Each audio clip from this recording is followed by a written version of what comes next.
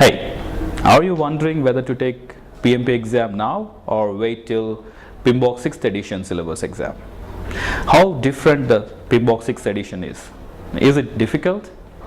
My name is Ashok. In this video, I shall cover the changes between PMBOK 6 and the previous version, PMBOK 5th edition. There are quite a bit changes, especially in processes. The 5 processes has been changed. As you can see, 3 processes has been added, namely manage project knowledge, control resources, implement risk responses. And 1 process has been moved to another process group, which is estimate activity resources, and the last process has been deleted, close procurements.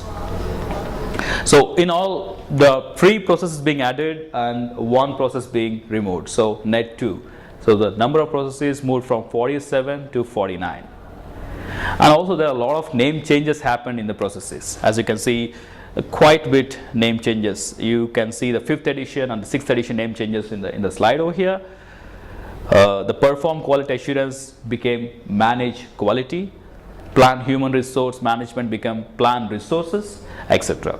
You can notice at the bottom, like most of the control communication become monitor communication.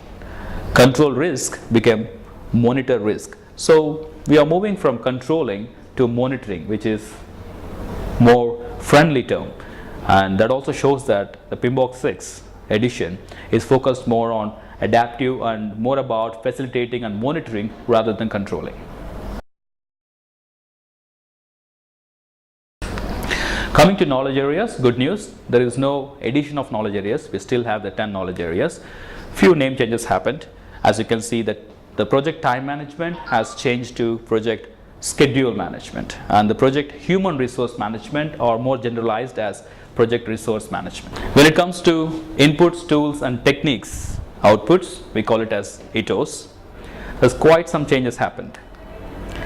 I'll start with good part. The good part is now the ITTOs are more consistent, and a lot of gaps has been filled. And there is a new lessons learned register has been added. Lessons learned is one of the prominent concept in another framework, PRINCE2, which is popular in UK and Europe, and it's been adapted to PMP 6th edition, which is I personally feel it's a very good thing. And not so good thing, or maybe for the exam, the PMP aspirants, the tools and techniques were increased like 10%. We used to have about 120 or 118 tools, unique tools and techniques. Now it's around 130. So there is about 12 tools and unique tools and techniques being increased, which is about 10%. And when you talk about overall ITTOs, inputs, tools and techniques and outputs, there is about more than 15% increase. We have about 630 inputs and outputs for the PMBOK 5th edition. In the PMBOK 5th edition, now we have about 720 approximately. That is significant increase. So there is a lot of memorization should go in PMP 6th edition if you want to prepare for PMP 6th edition PMP exam.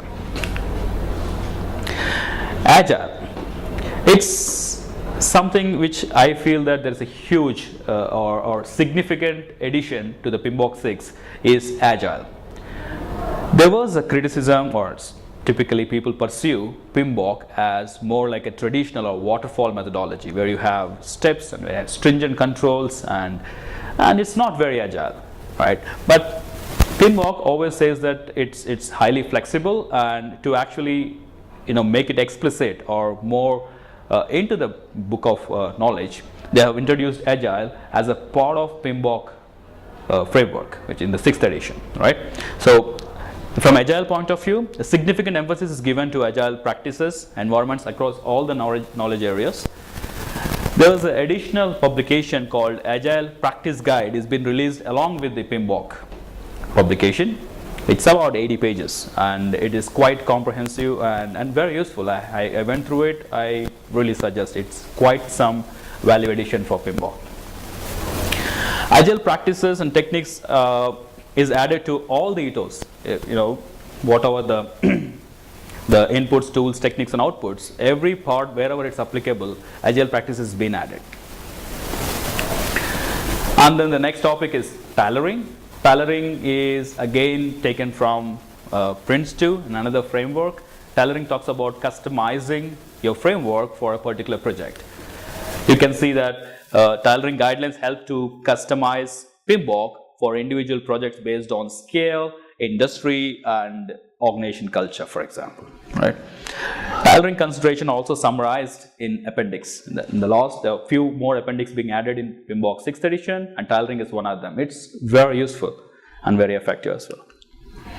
The role of project manager, finally, has given a significant emphasis. We have a brand new chapter, chapter 3, which is talking about project management role, project manager role. And what exactly they are talking about is aligning the project manager role in a framework from PMI called as PMI talent triangle. So talent triangle has 3 verticals, which talks about technical skills, leadership skills, and strategic and business management skills. Right?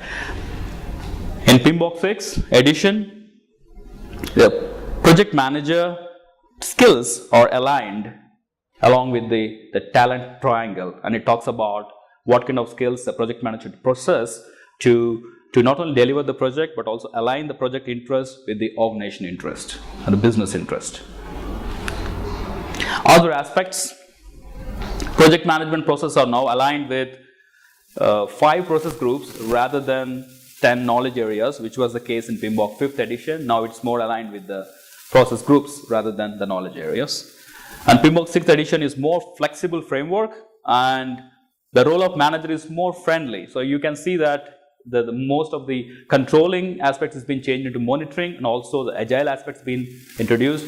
When you say agile, you are actually empowering the team rather than controlling the team. So it's been very friendly and more flexible framework. That's a significant change in PMBOK 6th edition. Well, now coming to the interesting part, PMP exam.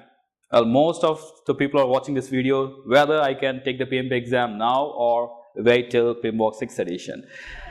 Well, it really depends. If you are off the way or you already have prepared, have a good knowledge about PMBOK 5th edition, I seriously recommend you to take the exam before PMBOK 6th edition syllabus, which is going to be live from 26th of March 2018, which is today is about mid of February. So you have about 1.5 months.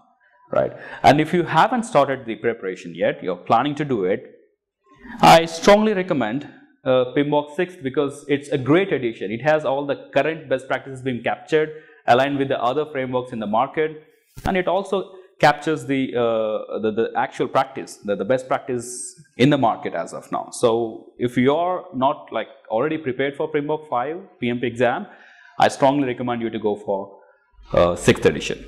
And the final question, which exam is tough? If you have prepared for PMBOK 5, there is no guidelines or any kind of message from PMP, but I went through the PMBOK 6 guide, so I can tell you there is a significant change, not only in adding and deleting some stuff, but also the philosophy behind it. So now PMP is talking about agile, flexible, tailored framework, project manager being more friendly. A lot of things changed. So I expect a huge or significant change in the exam.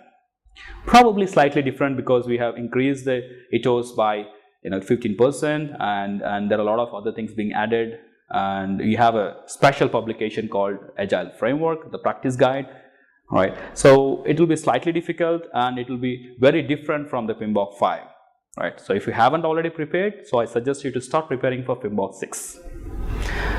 I hope this video is helpful. You can leave the comments in the YouTube comment section. And I wish you a very best in your PMP journey. Thanks for watching.